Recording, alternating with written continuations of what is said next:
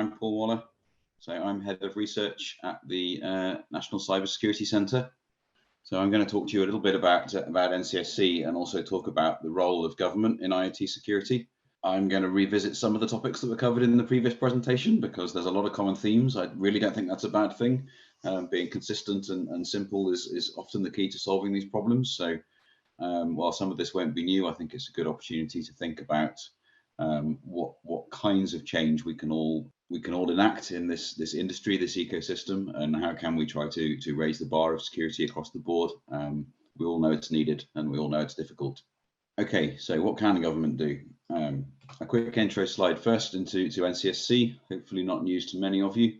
NCSC's goal is to make the UK the safest place to live and work online. We do that by understanding the environment we're working in and identifying and addressing systemic vulnerabilities.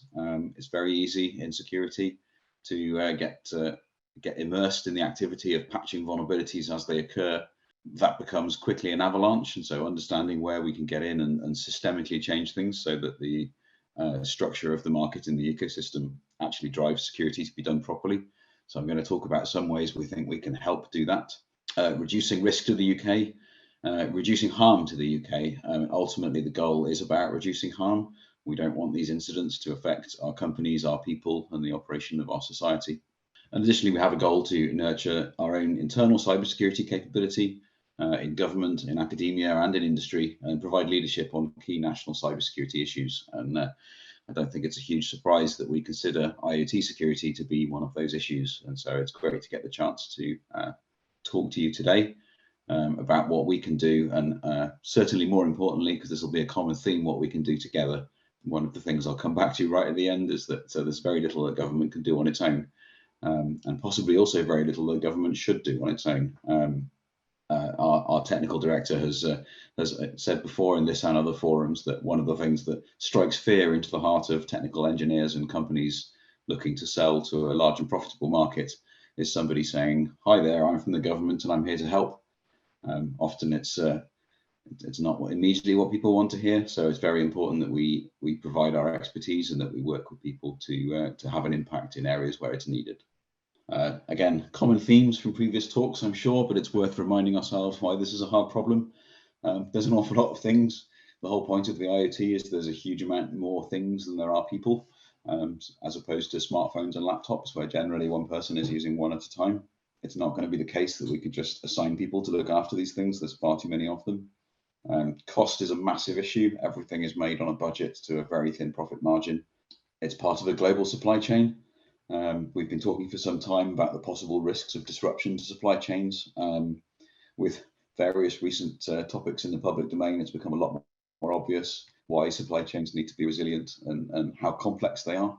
And understanding that is key to understanding how to develop things more with resilience in mind. Some of those devices are genuinely critical. We have connected devices in the systems that manage parts of our infrastructure, which are critical to the UK's function. Understanding exactly where those are is key. However, it's also true that even the devices are not critical, are critical en masse because of their volume and a disruptive effect caused by remote exploitation could actually disrupt society to the point where it becomes a national issue, even if the devices themselves are not critical one by one. One example of this is something like cars. Car accidents do happen. They're obviously regrettable, and we strive to minimize the impact of automotive accidents by promoting road safety and engineering more resilience into those things. But car accidents do happen. The exploitation of one vehicle doesn't actually significantly affect that, whereas the exploitation of a huge quantity of vehicles actually disrupts the national transport system and causes knock-on effects beyond the initial impact. Those are the kind of areas where we know we need to act as a nation to address a systemic issue. Lastly, but not leastly, you can look at two different IoT devices as hard as you like. And even if you are an expert, if you don't have access to the right information, it's very hard to tell which ones are secure. The companies who make them will tell you they all are. There's more to it than that, again, as this audience is very well aware, but making that conversation easy is a significant part of this problem. So what can government do about it? Approach one, this is what we often get asked to do, and I've seen conversations going on today about certifications. We often get asked to certify everything, provide a stamp that will guarantee that a product is definitely secure. And I've heard plenty of discussion today about certification, and definitely it has its place. But one thing it does not do is tell you that a product is definitely secure. It can tell you certain point things, but security is very hard to define as an abstract concept. It's even harder to standardize, given our preferred way to tell how secure something is to get some really, really clever people to prod and poke all of its different interfaces at length for a number of months. None of those processes are fit hardcore standards. Likewise, security is not static. Something that is secure today might not be tomorrow, because new attacks get discovered, new modes of exploiting things get discovered, and also the uses to which products get put change over time. The previous conversation about routers is a great example. Wi-Fi router security was definitely sufficient to the threat model a number of years ago, when people would connect a couple of computers and maybe a phone or two in their house. The average home network is now vastly more complicated than that. Even if you think that you don't own many devices, if you count up the number of wireless and Bluetooth connections in your house, I'm pretty confident you'll surprise yourself. It's a lot more than it was even 5 years ago. So security changes. Additionally, approvals often drive unhelpful behavior. We've got to be really clear what we're approving. And what we're not saying is this product is secure, but we might be saying that certain engineering practices have been followed. We might be saying that certain properties exist in that product which we can rely on, and ensuring that we help consumers and vendors make sensible choices about what to implement and what to buy. I talked about the global supply chain. That's really important. There's a certain limit to what a government can achieve on its own. UK specific legislation is being applied to products that are part of a global supply chain, and it's not necessarily a sufficient incentive to force a vendor to do something just to say that this is what the law is in the UK. We've got to really bear that in mind when we work out what to do in terms of legislation, because vendors have a huge market and we're actually a very tiny part of that. So that's the negative slide. Let's try and work out what we can actually do. Identify some principles. And a key principle which drove a lot of our early work on IoT security, and I'm going to talk a bit more about that. I know you've heard some of it, but try and describe some of the thinking behind it. There's a lot of security properties that devices have that can be specified in terms of detailed crypto algorithms, radio interfaces, protocols, and RF rules. We want to kind of get above that and into the kind of incentives of what encourages companies to build good products and what encourages people to buy well-engineered devices. And a key one that's been driving a lot of our work here is that if it breaks, will it get fixed? Can it be fixed? Vulnerabilities get discovered every day.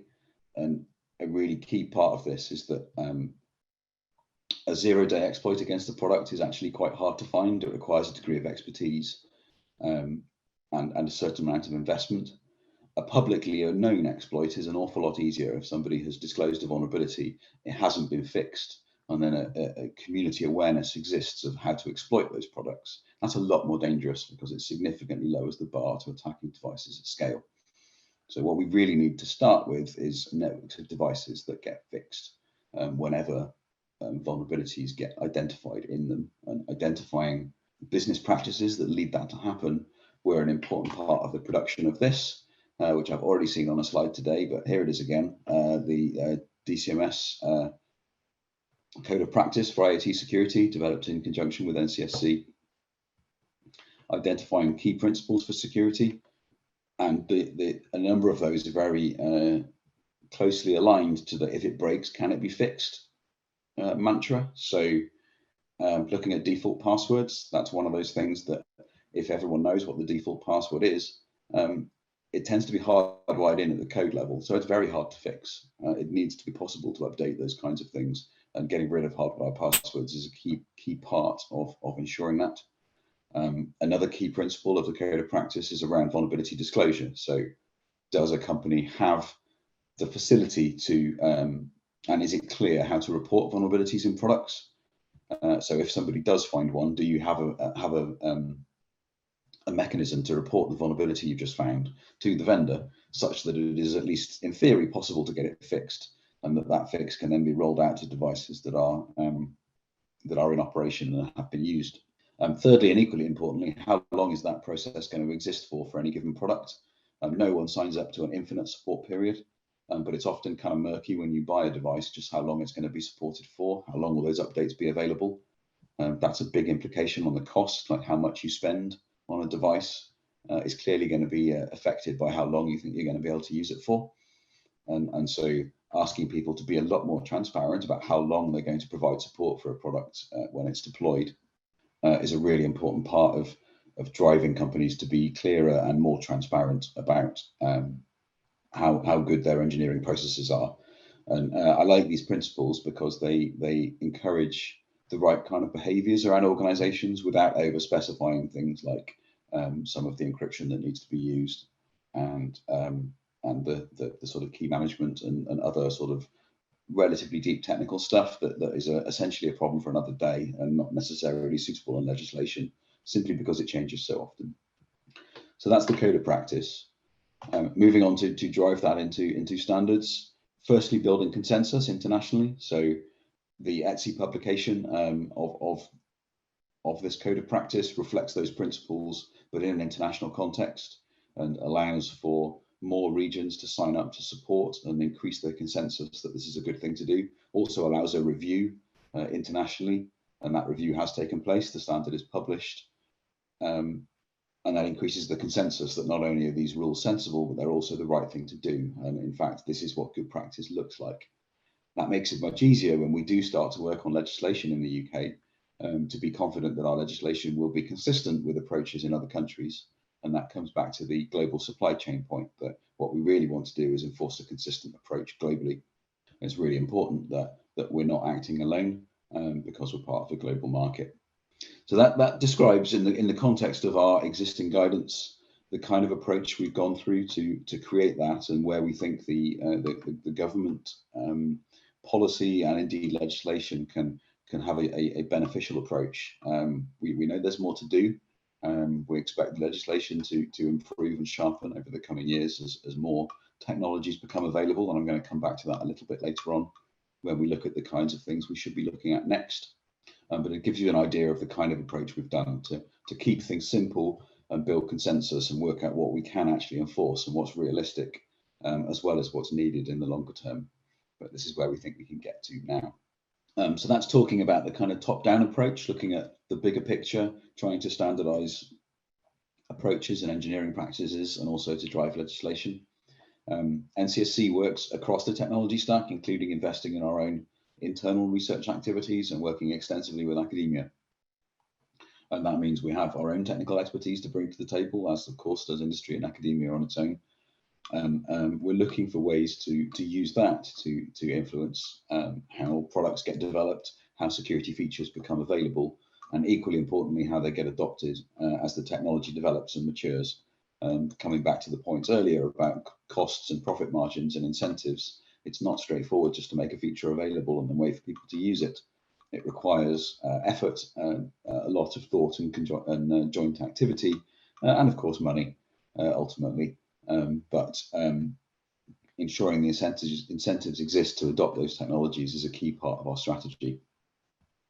The most visible example of that is the Digital Security by Design Challenge, which again, a lot of people will be aware of in this audience, but I wanted to promote it here as a real opportunity to drive a step change in how security is implemented at the processor level. You may be aware of academic research into a technology called Cherry, which allows hardware support for a concept of capability tagging, which essentially allows software manufacturers and developers to segregate their code using hardware features so that one particular part of the code is protected against attacks and vulnerabilities in another. That massively increases resistance to things like memory safety attacks, to control flow integrity attacks, and whole classes of attacks in one go. So it's massively more efficient than waiting for bugs and patching. It reduces the impact of other attacks. So even though there might still be a vulnerability, exploiting that vulnerability would cause way less damage in an environment where this tagging is available and has been implemented in software. So the Digital Security by Design Challenge is run by UKRI, and the investment that they've made into the technology has been jointly matched by industry, a number of companies likely in the audience, but also others and government to develop prototypes. So the Morello prototype is in development, and we look forward to being able to use that technology to develop the next stage, so the tool chains and the low-level OS and firmware support needed to make this technology real. The initiative is backed by investment in academic research, and that's specifically targeted at areas including technology adoption, because as we know in this industry, as I mentioned earlier, having an idea is not the same as seeing it come to market. There's a real hard battle between developing new technologies that we know will be important in future with our increasing reliance on connected technology across society. The need to defend against attacks at root cause and at scale is there. The will to invest in it slightly less so necessarily. So we're looking at ways of exploring new incentives and understanding the levers we have to encourage uptake of these technologies. And I think that's a really important thing government can do in conjunction with industry to drive a change in behaviour. So those are two examples of current initiatives where government can help in this area. I'm going to talk a little bit about where I think this will go in future. As you know, the IoT Code of Practice is now published. The standardization work is complete, although updates will still happen. Much like IoT products, standards and legislation need to be updated over time to account for changes in technology. What can we do next? What's the next step change to identify? And I'm going to pick on one of the key research themes in the NCSC research problem book that we published a couple of years ago. Transparency is a really important aspect of security, and anyone who has been in charge of a complex network in an organization or an institution, or increasingly even in a home, will realize that if somebody asks you honestly, what have you got connected and what state is it all in, the only truthful answer most people can really give is I don't know. And that uncertainty gives rise to a huge range of cybersecurity problems, because it's not possible to report the exact status of your systems. It's not generally easy to understand how much work is required to secure them. And that equally makes it very hard to hold people to account on how much work they've done and whether or not it was enough. So technologies that improve that issue and address transparency are a really big deal. And I think that's where we're going in future. Looking at a couple of things in particular. Attestation has been a topic of research and development and standards activity for a very long time. I believe some of those technologies are now reaching maturity to the point where they can actually be deployed in networks, and we can start to work out what benefits we can get, and we can start to require them in a number of places. And I think that's really interesting. And so looking forward now to seeing those technologies mature, perhaps a little bit more, but also starting to deploy in areas where they become essential and they become important to how a risk owner can compile information about what system, what devices are in their system, what state are they in, and what do I need to do about that. SBOM stands for Software Bill of Materials. Again, a research topic for a number of years, a really interesting idea of building up the information of what software is actually running on a device. Again, what state is it in? Does it need to be updated? Is it vulnerable? Is it still supported?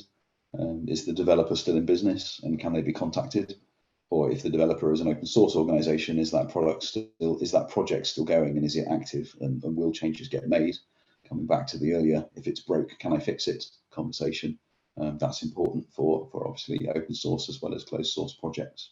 This topic is especially relevant today, as a number of people will likely be aware because of the cybersecurity executive order coming out of the Biden administration in the US, effectively mandating that software bills of materials be provided by suppliers to government networks by as early as next year.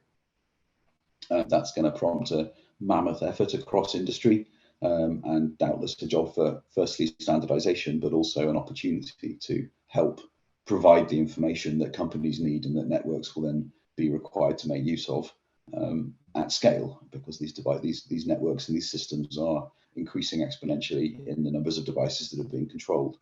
And so making sense of the information that's being provided and allowing it to drive useful decisions is certainly something that will be key in certainly next year as this rolls out, but actually going forward as people get more wise and making use about such things.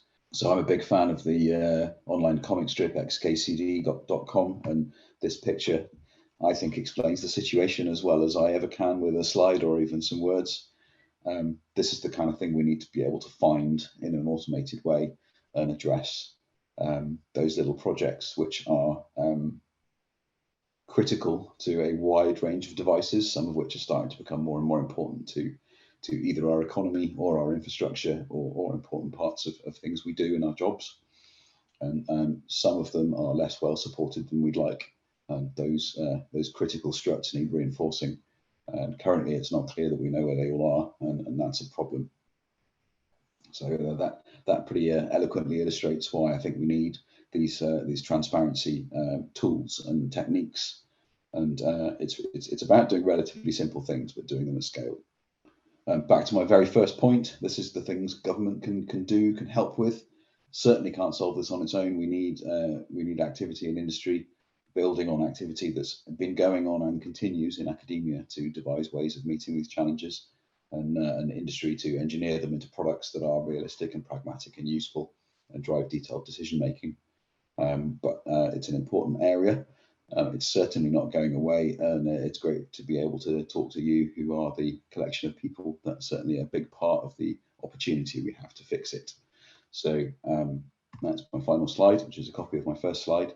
So at that point, I think I will draw to a halt